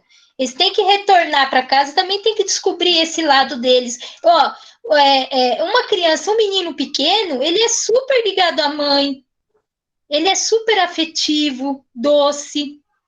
E esse menino, você pode ver uma criança de 6 anos, por exemplo, abaixo de 6 anos, 6 para baixo, ele é uma criança totalmente diferente do que ele tem que aprender a ser depois, com 7, com 8, com 9, com 10, com 11, com 12. Então, existe aí uma fragmentação do homem que nós, mulheres, também tem que ver por esse lado e brigar para que os meninos sejam criados diferente. Didi, a Rosângela tem uma pergunta que eu vou falar e tem uma aluna, que é a Yasmin Emanuele, que quer falar também. A pergunta da professora Rosângela, que está no chat. Minha professora de literatura na faculdade, a gloriosa Rosa Belotto, ficava roxa de ódio quando nos falava da mulher na literatura. Didi, você acredita nessa mudança? E você que está nesse meio, como você se manifesta? Ela ficava roxa de ódio? Agora a gente precisa da Rosângela abrir o microfone para explicar melhor o caso. Rosângela, você está aí, minha filha? Ela não aceitava que se falava da mulher na literatura? Porque tem alguns professores que não aceitam estudos de gênero, né? Alguns não, a maioria. Eles não aceitam esse tipo de estudo, acham que não é um estudo literário, acham que não é um estudo científico. Mostra mais ou menos como a crítica também é patriarcal. Né? É moldada patriarcal, não é porque é uma mulher que não está dentro do sistema. Né? E o que nós brigamos dentro da crítica feminista é mostrar que a nossa crítica não é uma crítica sem fundamento. Tá? É uma crítica literária, sim, que trabalha com cânone, trabalha com a ressignificação desse cânone, trabalha com a noção do que é um autor, do que não é o autor. E a outra coisa importante que a crítica feminista faz é o retorno do autor na crítica. Porque até então, com o estruturalismo, Barthes diz que o texto é produto de um ente espiritual, não tem corpo, né? A morte do autor significa isso, que o texto não tem corpo por detrás dele. O texto sobressai a ele mesmo, é como se fosse uma entidade espiritual, né? Desprendida da matéria. E quer falar? A Rosângela está falando assim, que a professora dela achava absurdo a mulher não ter espaço, não ter direitos iguais e não fazer parte. Então ao contrário, né? Eu achei que ela ficava roxa de ódio quando se falava a possibilidade da mulher na literatura, né? Realmente, se eu acredito na mudança, ainda é difícil, viu, Rosângela? Porque os cursos de letras ainda é voltado muito para esse aspecto patriarcal, ainda é colocada a literatura como uma coisa, uma criação de pai para filho. E quando fala da mulher e das literatura de gênero, literatura afro, de outras literaturas, essa literatura é colocada como anexo, sabe? Como uma partezinha, como mais alguma coisinha, não como algo importante principal, mas ela é colocada no papel de anexo. E isso mostra que não mudou tanto assim. Quando você põe no lugar de anexo, quer dizer, vamos estudar mais esse aspecto. É só mais é como se fosse uma curiosidade. E não no sentido de que nós vamos mudar o programa e nós vamos ver a Júlia Lopes de Almeida no realismo. Isso eu não vi ainda. Didi, a Yasmin, a aluna quer fazer uma pergunta. Yasmin, pode abrir o microfone e falar. Não é bem uma pergunta, é só um breve comentário que eu acho um absurdo que eu já vi tanto homem falando besteira na internet, falando que nós mulheres somos privilegiadas. Eu acredito que se eu fosse privilegiada, eu poderia sair na rua a qualquer horário do dia e não ter que escutar nenhuma besteira.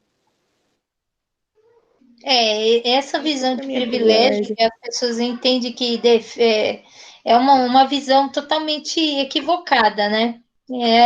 É uma forma dele negar que ele é machista. Só isso. Ele diz isso para negar o machismo que há nele.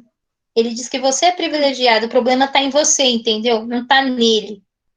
A pessoa tem que começar a assumir os seus lugares, o seu pensamento. Assim, só vai haver mudança quando nós reconhecemos o nosso lugar de fala, o nosso lugar na história. Eu, como mulher branca, por exemplo, eu sei que uma mulher negra, eu reconheço que as mulheres negras sofrem muito mais do que eu, entendeu? Os aspectos nela de opressão são maiores. Mas eu tenho que começar por mim essa vistoria. Cada um aqui fizer isso, se enxergar o seu lugar, a gente vai ter uma mudança, realmente. Mas quando a gente começa a pôr culpa no outro, porque eles são vitimistas. Ai, como ela é vitimista. Ai, como ela é privilegiada. Você está tirando o problema de você, entendeu? Você está tirando a sua responsabilidade na questão. E quando você tira a sua responsabilidade, você tira toda a possibilidade de mudança. Faz alguma coisa? Gente, alguém mais quer fazer alguma pergunta? Vocês podem falar sem problema nenhum.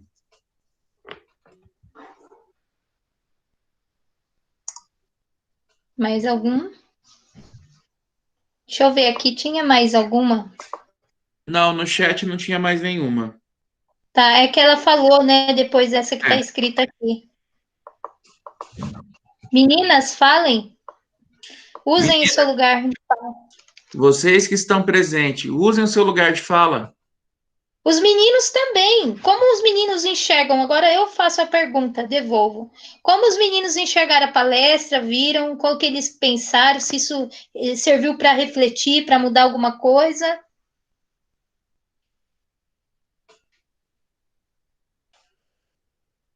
Ronald? O que mais? Ô, Natane tem uma dúvida. Natane, pode abrir o microfone e falar. Pode falar sobre religião, pode falar. Então, é porque eu vejo muita gente, principalmente da Igreja Católica, falando que uma mulher que é feminista não pode se denominar católica ou da igreja, porque o feminismo é uma coisa errada para a igreja. E eu queria entender o porquê que a igreja vê isso como uma coisa tão errada, sendo que o feminismo só luta por igualdade. Evelyn, a Igreja Católica é uma das principais causadoras da opressão das mulheres na história. A Igreja Católica perseguiu as mulheres. A Igreja Católica destruiu uma cultura feminina que existia na Europa, que era a cultura uma medicina feminina que existia em prol de um cientificismo posterior e em prol desse deslocamento do corpo da mulher. A Igreja Católica penalizou a mulher pela existência do seu próprio corpo. Colocou a mulher como pecadora, morta. Ela construiu duas imagens para a mulher. A imagem da Eva, seria a pecadora, com a sua sexualidade e tal, e a imagem de Maria, que seria a mãe submissa. E com essas duas imagens, ela oprimiu as mulheres por mais de 1000 anos. Nós estamos do jeito que está, a Igreja Católica tem muita culpa. Entendeu? Se você for estudar a história da Igreja Católica, ela fez com as mulheres, é um criminoso. Ela botava fogo, só isso, ela só queimava as mulheres vivas. E o manual eu li o manual que os padres usavam para poder incriminar as mulheres. A maioria das perguntas eram referência à sexualidade. Entendeu? Ai, provaste, tinha uma que era assim, provaste da semente do teu homem, entendeu? A mulher, apenas por existir, já era pecadora. O desejo, é que eu disse, o desejo que o homem sentia pela mulher era colocado como culpa da mulher, não do homem. Então, a Igreja Católica não vai realmente ser liberal, vai ser a favor do feminismo, porque ela só perseguiu a gente, só destruiu a vida das mulheres, você entendeu? Mas hoje existe um movimento chamado feminismo católico. Existe um movimento, inclusive, que é a favor do aborto, de mulheres católicas, você pode procurar. Existem interpretações, hoje já existe, que só no Brasil, por exemplo, eu vi, surgiu um movimento católico de esquerda, progressista e tal, que foi a CNBB, né, foi só no Brasil, tá? Então, que tem uma visão diferente para os oprimidos, para as pessoas, para os excluídos, tá? Mas isso é uma mudança de uns 30 anos para cá. Então, você faz o seguinte, Evelyn, que entra por aqui e sai por aqui. Se você seguir, A Yasmin quer fazer outra pergunta. pode fazer.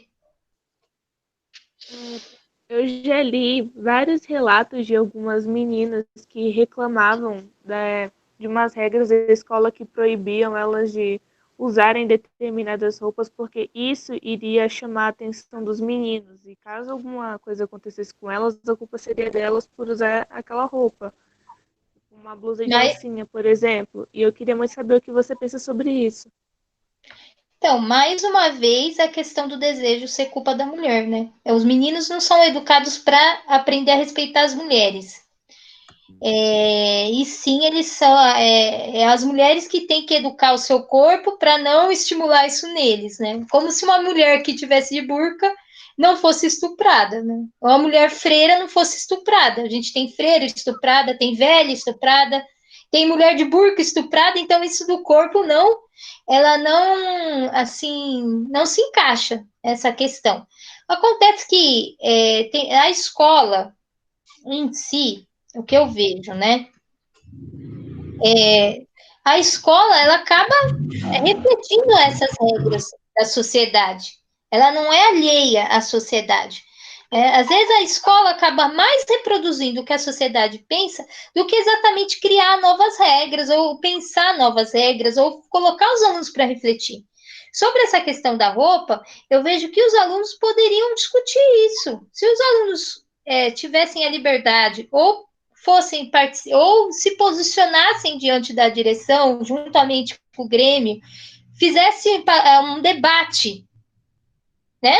Um debate público dentro da escola sobre essa questão, talvez vocês chegassem num acordo melhor, numa reflexão melhor sobre essa questão. É claro, assim, que eu vejo, não é que incomoda a pessoa estar de alcinha, né? E as roupas também são linguagens. A roupa também é linguagem, e determinados espaços, não é questão da mulher em si, se o menino for com a calça com a cueca aparecendo, também vai ficar feio. Determinados lugares exigem determinadas roupas, como também exigem determinadas falas e determinadas maneiras de falar com as pessoas. Você vai falar com a diretora, não vai falar com a diretora falando gíria, entendeu? Você vai tentar falar com ela. Se você quiser que ela te respeite um pouco mais, você vai tentar mudar a maneira como você falar de uma maneira mais solene, entendeu? A mesma coisa a sala de aula. O uniforme, de uma certa maneira, ele é bom, né? A camiseta do uniforme. Você tá com a camiseta da escola, te identifica. Por exemplo, na minha escola tem um certo problema, por exemplo, que entra pessoas de fora na escola e entra garotos que não são alunos. Se você tá todo mundo de uniforme, você identifica quem são esses caras. Entra para passar droga, entra para outras coisas, você entendeu?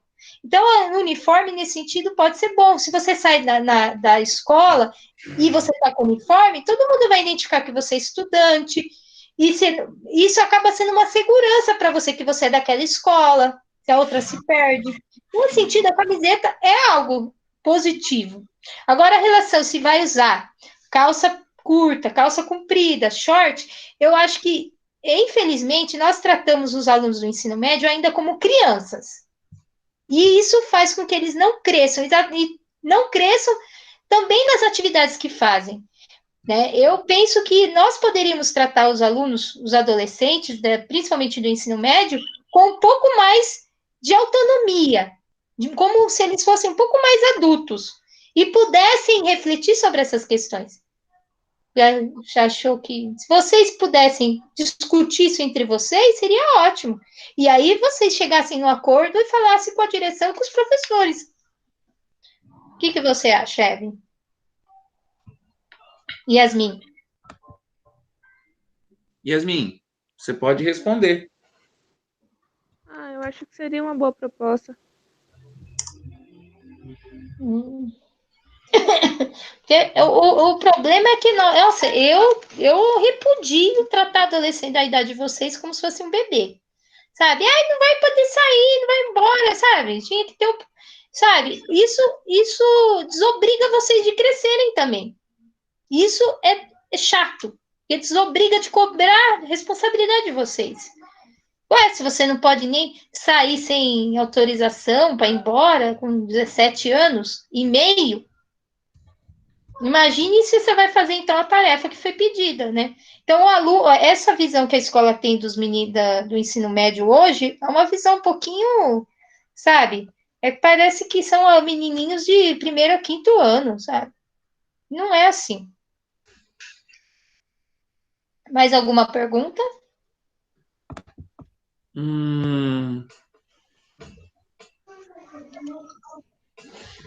Bem, a Ana Paula tinha feito uma pergunta, eu e o professor Jean acho que respondemos. Ela disse assim: o que acontece com uma mulher para ela achar que o feminismo é causado para termos superioridade? A maioria são das igrejas, então as igrejas passam a visão de que toda mulher é submissa, ou só a católica que fazia isso? A católica, ela foi, não é que só a católica, é que a católica, ela determinou muito como nós vemos as mulheres hoje, né? No Ocidente, a visão do Ocidente de mulher. E as outras religiões asiáticas, por exemplo, têm uma visão de mulher submissa também. Mas a Igreja Católica, ela foi determinante para a visão do Ocidente de mulher. Certo? A mulher para ela chegar. Agora, esse feminismo é causado para termos superioridade, é porque é uma visão errada, a pessoa não sabe o que é feminismo. A pessoa não sabe o que é feminismo, ela vai achar isso. Ela vai achar que quer mulheres que querem ser melhores e maiores que os homens. Quando as próprias cores do feminismo, o lilás é a junção do azul com o rosa, que significa o quê? Igualdade. Né? Não superioridade. São pessoas que nunca leram nada do feminismo, nunca leram nenhuma feminista. E se a pessoa for ler realmente, for estudar, ela vai descobrir que não é isso, né? Acontece que as pessoas, elas estão em mania de achar que elas sabem sobre um assunto de ouvir falar, e não de estudar. Tudo que eu falei aqui, vocês só vão aprender mesmo se vocês forem ler um pouquinho sobre o que eu falei. Aí, juntando com aquilo que eu falei, vai começar a fazer efeito, mas só ficar com a minha fala não transforma nenhuma aqui em especialista em literatura de gênero, em feminismo, nada. Tem que pegar o livro e tem que ler, tem que estudar, inclusive para poder até refutar alguma coisa que eu disse, certo? Para dizer se concordar ou não. Então, mesma coisa em relação ao feminismo. O feminismo é uma ciência, ele tem a sua parte científica e tem a sua parte prática. Isso que é interessante dele. Ele é uma parte teórica, certo? Que acontece na ciência, na filosofia, na literatura, de repensar o lugar da mulher na sociedade, brigar por melhores condições para essas mulheres. E também ele tem uma parte prática, que é de luta, de militância nas ruas. Mas nenhuma nem a outra, se não tiver união das duas, você não sabe o que é feminismo. Você tem que ter as duas. Você tem que ter a parte prática e tem que também ter a parte teórica. Agora, a maioria das igrejas, eles passam que toda a visão da mulher submissa, porque quem que comanda as igrejas? A maioria é homens, né? São pastores que querem mulheres limpando a casa deles. Eles não querem mulheres lá mandando na igreja deles. Eles querem mulheres em casa, fazendo a comida para eles chegar, colocar a roupa no lugar certo para eles pegar, tomar banho, chinelo na porta. É por isso, né, um dos motivos maiores é isso, eles passam essa visão submissa, porque é uma visão que agrada e privilegia a eles. A maioria são homens que comandam as igrejas, como as ciências, como a política. Então, Bem, pessoal, alguém tem mais alguma consideração a fazer? Sim, não, talvez.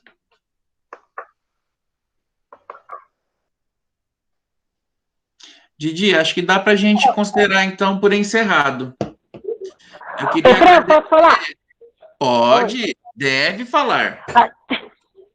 Boa noite, boa noite. Ah, quero dizer que estou, assim, maravilhada, maravilhada.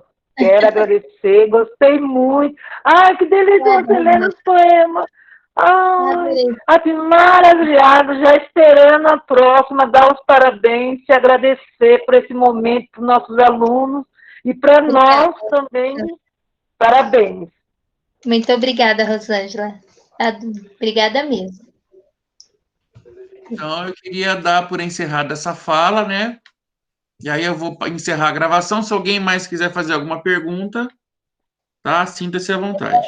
Eu vou comentar o que você falou aqui no chat, né? O patriarcado é anterior ao cristianismo, sim, né? Mas ele é uma construção social, histórica, que permeia por todos os tipos de sociedade que nós temos. Talvez algumas sociedades indígenas não. Em relação às sociedades indígenas, a gente não tem como dizer que é patriarcado, mesmo que tenha ali.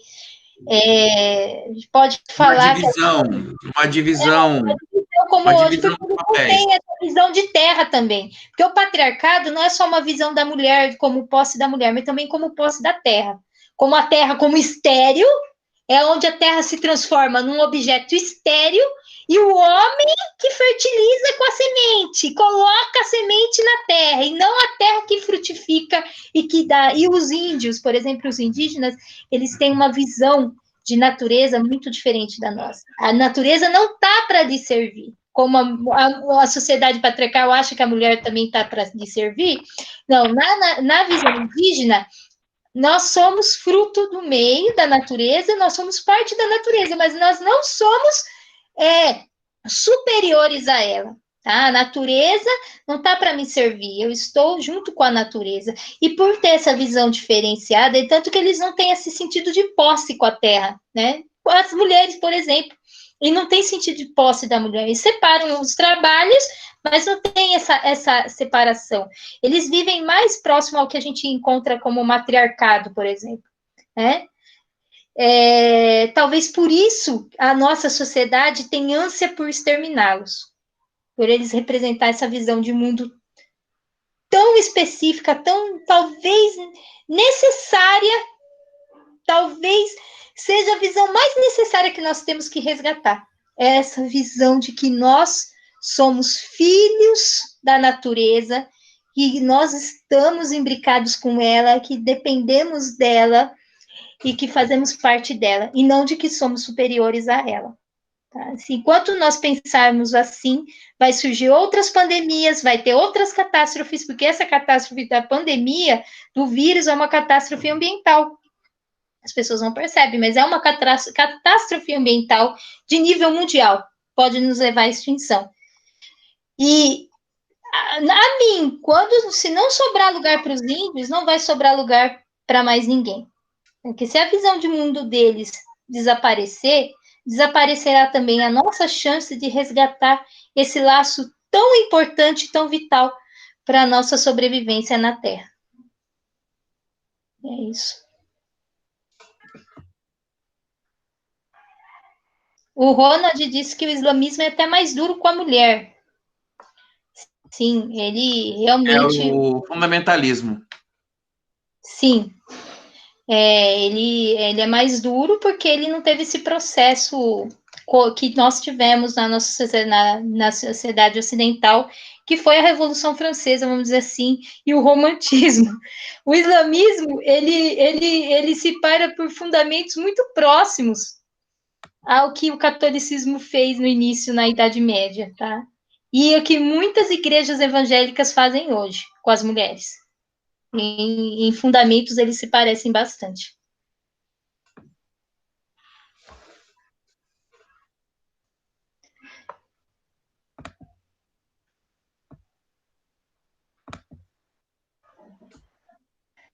O Jean falou da reino Cuxita, no norte da África. No Egito, no qual as mulheres eram mais benquistas a serem governantes